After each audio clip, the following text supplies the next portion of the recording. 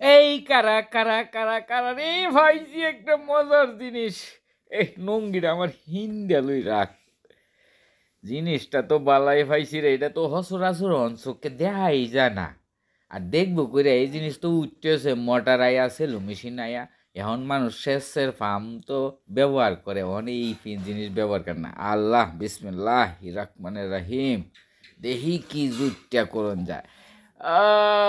দিলাম রে, এ স্বাদই তো লাগে, হানি ছাড়া তো স্বাদই লাগে রে। হ্যাঁ, বালাই লাগতো।